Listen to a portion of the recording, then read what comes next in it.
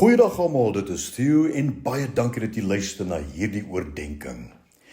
Jy weet die begin van enige projek is altyd die lekker en die maklike deel daarvan.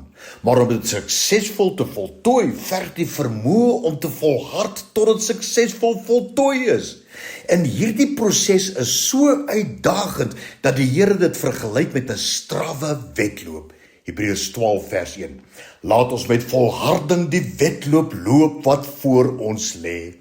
Nou die Griekse woord vir wedloop is agona, wat vertaal word as 'n uitmergelende stoeigeveg. Maar hoe kan ons die woord wedloop met 'n agona, 'n uitmergelende stoeigeveg verbind? Dit is beslis nie 'n verwronge prentjie nie, want om in 'n wedloop te bly, veral 'n lang strawwe wedloop, kan 'n agona, 'n uitmergelende stoeigeveg in jou denke en emosies wees. As jou hele liggaam weens omstandighede vir jou skree om die handdoek in te gooi en om op te hou, dan verg dit 'n agona, 'n uitmergelende stoeigeveg in jou denke. Ja, jou gedagtes en emosies sal met jou begin stoei, agona, net wanneer dinge begin moeilik raak. Dit begin uitroep, die wedloop is te moeilik, dit neem te lank, dit verg te veel inspanning en moeite, stop net hier, gee op, gooi die handdoek in.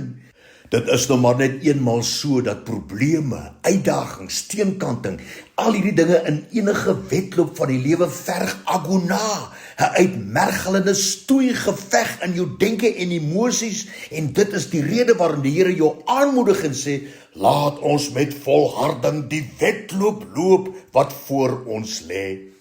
Om moed te verloor en op te hou is definitief nie die antwoord nie. Agona vra dat jy al die negatiewe emosies uit jou pad moet vee en dan moet jy fokus om jou gedagtes en jou hart op die Here te plaas. Neem 'n vasberade besluit dat jy gaan aanhou hardloop in hierdie wedloop van jou lewe. Hierdie wedloop waarmee jy nou besig is. Hierdie situasie, hierdie probleme, hierdie uitdagings wat jou nou te beurt geval het.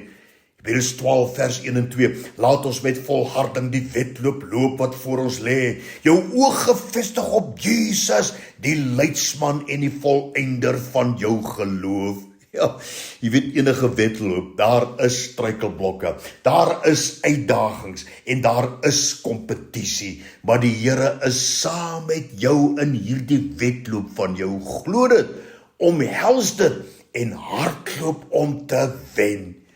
En daardie stem in jou kop wat vir jou sê dit is onmoontlik, is 'n leienaar, want die Here sê vir jou, alles is moontlik vir die een wat glo.